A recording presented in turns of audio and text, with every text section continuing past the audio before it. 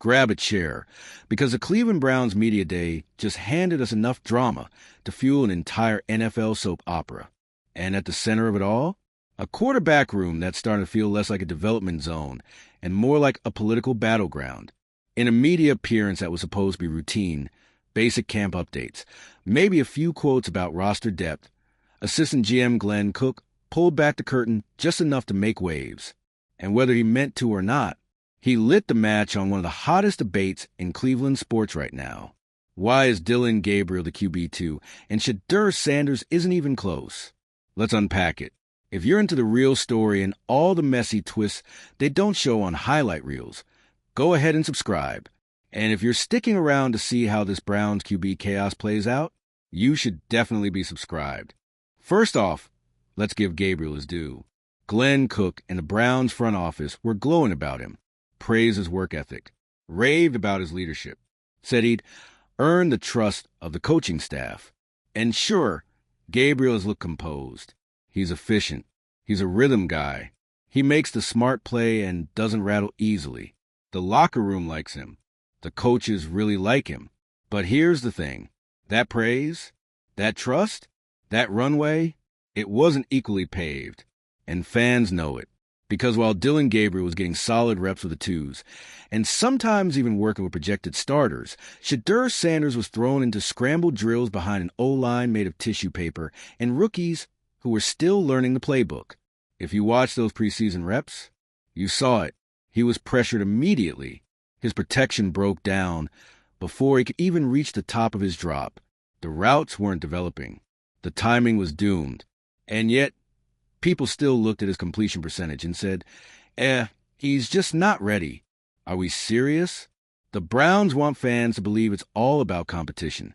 Earn your spot. No favorites. That's the brand. That's what Glenn Cook kept hammering in the interview. Meritocracy. But let's be honest. A race isn't fair if you tie one guy's shoelaces together before the start. And here's where it gets deeper. Because Glenn Cook did acknowledge the noise around Shedeur. He didn't dismiss it. He gave a usual front office line. We believe in all our guys, and Shedeur has shown growth. Cool. But when pressed on the actual disparity in opportunities, on why Gabriel was handed QB2 reps, while Shedeur was stuck running scout team offense against the starters, crickets, the answer was more or less, it's a competitive room, and we like what we've seen. Translation? We made our minds up weeks ago. And this is what drives people crazy.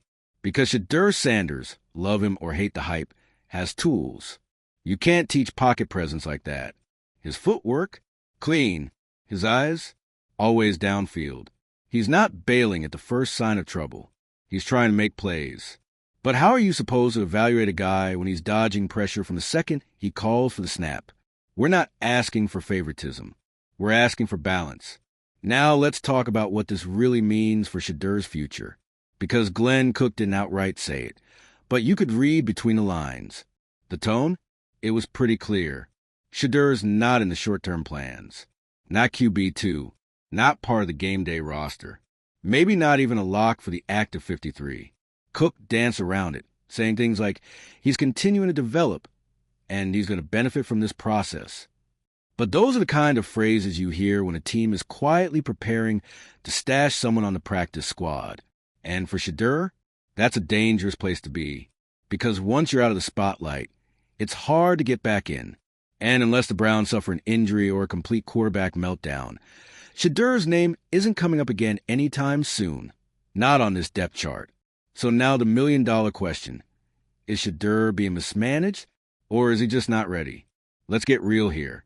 Both things can be true. He's not perfect. He holds onto the ball too long sometimes. He takes unnecessary sacks. His deep ball is still inconsistent under pressure. These are rookie issues. Normal rookie issues. But what's not normal? Setting a young QB up with a subpar supporting cast, giving him vanilla play calls, and then using that film as a reason to say, nah, we like the other guy more. And the weird part? Glenn Cook seemed too polished in his answers, like the decision had been PR approved. The whole, this is what we're doing, and here's how we justify it to the fans kind of energy, which begs the question, was Shedeur always just a placeholder? Let's talk about that. Because if you go back to draft weekend, the buzz around Shedeur wasn't just about talent. It was about optics. It was about grabbing headlines. Having Deion's son in your facility is great press. And at the time, it felt like the Browns were playing the long game. Take a chance on upside, stash him for a year or two, and maybe you get lightning in a bottle. But now it feels like they never really want to see him succeed right away. They just wanted the buzz, the coverage, the jersey sales, maybe some backup potential down the road. But when it came time to actually support his development with first-class reps, real play calls, or offensive continuity, they ghosted him. And the worst part? Shedeur didn't fold. He showed up every day, handled the criticism, answered the questions. He didn't lash out on social media, didn't go full diva. He stayed locked in. And what did that get him? A front row seat on the bench, while another rookie, who had the exact same resume in terms of NFL experience, got elevated and praised as the future. Meanwhile, Glenn Cook was quick to pivot the conversation back to team-wide themes, player development, roster flexibility, practice squad strategy. He highlighted guys like Isaiah and Gage, undrafted rookies who made noise in camp, earned their reps, and climbed the depth chart through sheer grind. And hey, good for them. But you know what their success also does? It gives the front office cover. It lets them point to those stories and say, see, we reward hard work. We don't play favorites. But that logic falls apart when you look at the quarterback room, because Shedeur wasn't given the same tools to succeed. That's not speculation. That's what we saw on tape in games and practices. And unless something shifts soon, he's going to be another what could have been buried behind politics and perception. So where does this leave us? Well, for Shedeur, it means two things are possible. One, he stays in Cleveland, works his tail off, and hopes for an opportunity, an injury, a poor performance by Gabriel, something that opens the door. Or two, he finds a way out, gets cut, traded, requested release. A clean break, somewhere with a coaching staff that actually wants to see what he can do with real protection, a real scheme, and a real chance. And honestly, option 2 might be the better play, because there are teams out there, smart teams, who know how to develop raw talent, who don't get stuck in shallow evaluations, who understand that greatness doesn't always show up in the first preseason series. But let's not forget the Browns either, because this whole media day also exposed them. So here we are. The fans saw it. The tape showed it. The press conference confirmed it. Shedeur Sanders? He's not the QB2. Not because he can't play, but because the game behind the game was never built for him. But guess what? He's not done. He's still got the name, the hunger, the film. He's still learning, still watching. And when not if his moment comes, let's go even deeper. Because this situation with Shedeur Sanders and the Cleveland Browns, it's not just a quarterback controversy anymore. It's a case study in how the NFL mishandles young talent. Seriously, this isn't just about Shedeur. It's about a larger pattern, one we've seen unfold across franchises for years. And the Browns? They've just become the latest exhibit in a long, frustrating museum of what not to do when you've got a young quarterback with star potential in your building. Let's start here. Timing is everything in this league. When to start a rookie, when to sit them, when to cut bait, when to double down. These decisions define careers. They define coaching legacies. They even define franchises. And when you blow the timing, you don't just ruin a player. You lose a window. The Browns have had quarterback windows before. Tim Couch, Brady Quinn, Johnny Manziel, Baker Mayfield. Sound familiar? Each time, there were signs of potential. Each time, the team panicked, overcorrected, or played favorites. And what do they have to show for it? Nothing. No playoff runs. No long-term stability. Just a carousel of almost and what-ifs. And now, with Shedeur, they're already moving toward the same blueprint. They're letting external perception dictate internal decisions. They're not trusting development. They're trusting convenience. And they're doing it while trying to tell fans it's all about merit. But let me ask you this. If it's really about merit, Why hasn't Shedeur had a single game with a fully competent offensive line? Why hasn't he been allowed to throw to the same group of receivers Gabriel worked with? Why hasn't he had a full 2-minute drill to himself, with a headset in his ear and the staff watching for leadership as much as completions? It's because they already made the decision. Now they're just filling in the blanks. And the Browns front office? They're trying to paint this as development. No. Let's call it what it really is. Containment. They're not trying to grow Shedeur. They're trying to keep him quiet, controlled, safe, just in case. Just in case an injury happens. Just in case public pressure gets louder. Just in case he suddenly flashes too bright and forces their hand. Because what happens if Shedeur balls out? Well, now you got a real problem. Now you've got fans calling for him to leapfrog Gabriel. Now you've got press conferences filled with uncomfortable questions. Now you've got Deion Sanders retweeting clips and the entire football media machine demanding answers. And the Browns don't want to deal with that.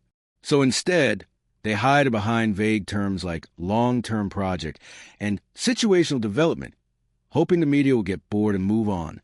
Spoiler, we won't. Now let's shift to the coaching implications, because this isn't just about Glenn Cook or Andrew Berry in the front office. This is also a Kevin Stefanski problem.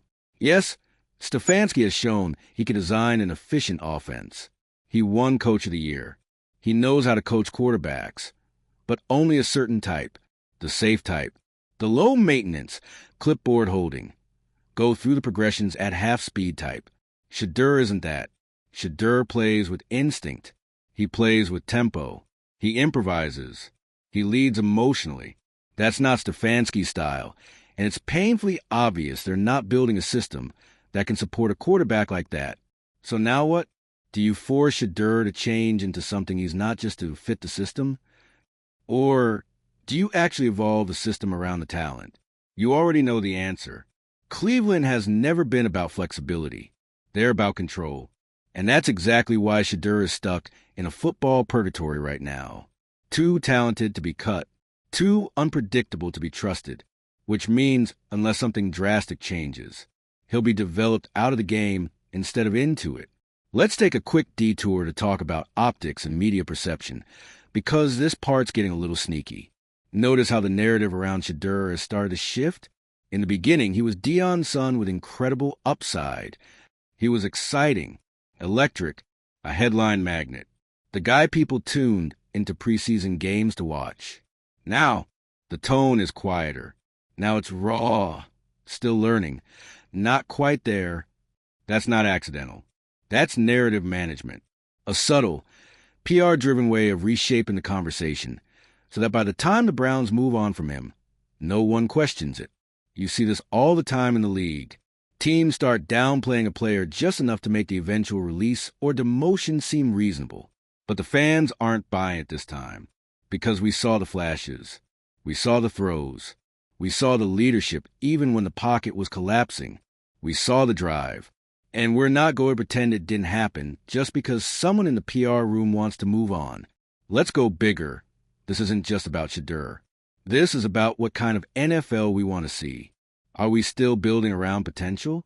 Or are we only rewarding the guys who do what they're told, when they're told, how they're told? Because if we're going to pretend that quarterback development is one size fits all, then we're not going to get another Patrick Mahomes, or Lamar Jackson, or Jalen Hurts. None of those guys were system fits when they entered the league.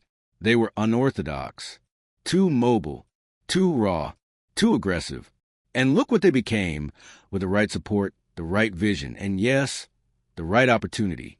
So maybe the real question is, are the Browns even equipped to develop someone like Shedeur? Because developing talent takes vision. It takes investment. And most of all, it takes patience. You think Andy Reid bailed on Mahomes after one weird preseason outing? You think Philly pulled the plug on Hurts after 2 training camp fumbles? No, they gave them time. Tools, representatives and above, all belief. Let's close this out by asking the hard question no one inside Berea seems to want to answer. If Shedeur Sanders isn't part of your future, why did you bring him in? Was it for the media clicks? Was it to boost your off-season coverage? Was it to say you took a chance on talent? even if you never plan to cultivate it, because if you're not going to develop him, release him. Let another team try. Let someone else give him reps. Let the kid play, but don't string him along. Don't pretend it's about growth when it's really about politics. Don't tell fans it's about competition when the reps were never even, because that's not development. That's deception. So what happens now? Shedeur's future in Cleveland is hazy at best. His reps are limited. His leash is short. His name is being eased out of conversation by front office doublespeak. But here's the thing about quarterbacks with real talent. They don't disappear. They might get sidelined, delayed, written off, but eventually they find the right team, the right scheme, the right moment. And when Shedeur gets his, we'll remember how Cleveland treated him. We'll remember the buried reps, the lopsided competition, the carefully crafted excuses. And we'll know the truth. They had a chance, and they blew it. So let's hear from you. Should Shedeur demand a trade? Was he ever truly in the Browns' plans? Or just a PR chess piece? This is now a front office culture war. It's strategy versus spectacle. A slow-boiling divide between player empowerment and institutional control. And at the center of it all, Assistant GM Glenn Cook, the man trying to thread the needle and convince fans the Browns are doing things the right way. Let's be real. Cook is no rookie. The guy's been around. He knows how to work a press day. And during his recent media rounds, he tried to sound measured, calm, calculated. But the more he talked, the more cracks started showing. Because you can't keep talking about development and opportunity when your own depth chart tells a completely different story. Let's talk about Dillon Gabriel's rise, since the front office seems so eager to make him the QB2 darling. What's the actual difference here? Because on paper, both he and Shedeur are rookies. Both came from systems that emphasize tempo and rhythm. Both are undersized, mobile, smart, and mechanically clean. But only one of them got treated like a long-term investment. Gabriel was placed into an offensive structure tailored for stability, controlled tempo, high percentage reads, predictable formations. He got to throw in rhythm behind a semi-cohesive line with a handful of receivers who were actually getting open. Shedeur, he got chaos, pressure, broken plays, and then he got the blame. So why did the Browns roll with Gabriel so quickly? Let's be brutally honest. He's safer. Safer in personality. Safer in style. Safer in how he fits the coach's preferred mold. He doesn't bring outside noise. He doesn't have Deion Sanders as his father. He doesn't bring a social media army with him to every post-game tweet. In other words, Dillon Gabriel doesn't disrupt the culture. Shedeur questions it just by existing. And for a front office that's been trying desperately to avoid any controversy, guess what? That's too risky. But here's the problem with safe. Safe doesn't win Super Bowls. Think about the best quarterbacks in the game today. Mahomes, Allen, Hurts, Lamar. None of them fit the cookie cutter, play it safe, don't rock the boat mold. They were all questioned early, criticized, labeled reckless or unconventional. And now, they've redefined the game. The Browns say they want to develop something special, but their actions scream something different. They're not building around upside. They're building around comfort, around control, around predictability. And in this league, predictable gets eaten alive. Let's shift gears and look at what this decision says to the locker room, because that matters. Players watch everything. Representatives' rotations. Who's getting praised publicly? Who's being iced out behind the scenes? You think veterans don't notice that Shedeur's been treated differently? That he's been held to a different standard than his peers? They do, and it sends a message. It says, play the game, our game, or we'll bury you. It creates a climate where guys start second-guessing every move, where individuality becomes a liability, and that's toxic. That's how you lose a locker room without even realizing it. Because once players feel like the front office doesn't value fairness, the trust breaks. Quietly, permanently. You can't build a winning culture on that. Let's not ignore the emotional toll on Shedeur either. Everyone talks about development in terms of X's and O's. He needs to improve his reads. He has to get the ball out quicker. Fine. That's part of it. But what about the mental side? What about the fact that this kid came into camp eager to prove himself and got none of the support Gabriel did? What about sitting in a meeting room knowing you've had fewer reps, worse protection, and are still being measured by the same ruler? You think that doesn't wear on a player? And yet, Shedeur's handled it with poise. No tantrums, no leaks, no burner tweets. Just work. That's maturity. That's leadership. But somehow, that still hasn't earned him a fair shot. Now here's a sneaky angle people aren't talking about. The Browns' long-term insurance policy. Let's say Deshaun Watson doesn't return to form.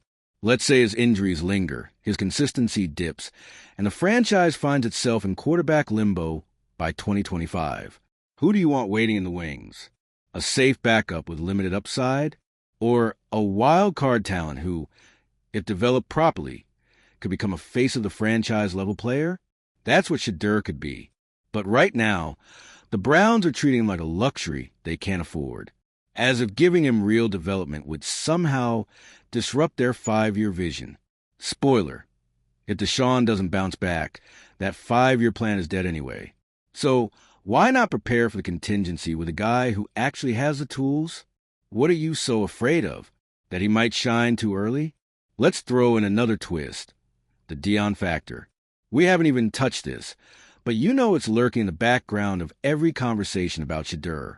Deion Sanders is polarizing, bold, unapologetically vocal, and some NFL execs, especially in old-school franchises, are scared of what that might bring. They don't want the press following Shedeur's every snap. They don't want prime time giving public critiques of how his son is being used. They don't want the attention that comes with that name. But guess what? That's not a weakness. It's leverage. If the Browns were smart, they'd lean into it, use it, create a pipeline between Deion's Colorado program and Cleveland, build a relationship with one of the most influential names in football. Instead, they're trying to downplay it, bury it, like it's something to be ashamed of, and in doing so, they're also alienating a massive part of the next generation of football fans. Young fans love Deion. They follow Shedeur. They want to root for a franchise that embraces players who are bold, modern, and unapologetic. Right now, the Browns are reading from a 1998 playbook. Let's wrap this up with the biggest missed opportunity of all. This could have been a redemption arc. For a franchise that's been mired in dysfunction, controversy, and underperformance for years, investing in Shedeur Sanders could have been a total pivot in narrative. Think about it. From the team that couldn't get the quarterback position right for 2 decades, to the team that develops the next big dual-threat star, from the team known for off-field chaos, to the team that empowers its young leaders, it was sitting right there. But instead, the Browns might let the next great QB walk out the door because they were too scared of what he might become. Not because he wasn't talented, because he didn't fit the box. So, where do we go from here? Well, it's time for clarity. Time for the Browns to say the quiet part out loud. What exactly is Shedeur Sanders' role in this organization? Because if he's part of the future, then he deserves better treatment, starting now. And if he's not, then cut the charade. Trade him. Release him. Let him go where someone will take his development seriously. Because right now, you're not helping him. And you're not helping yourselves. You're just wasting time. And in the NFL, time is the one thing you can never buy back. So let's hear it. Was Shedeur ever given a real chance in Cleveland? Or was this whole thing just a slow burn PR stunt that backfired? Comment your thoughts below. And hit that subscribe button if you're tired of the polished pressers and want real, raw breakdowns on the NFL's most complicated storylines.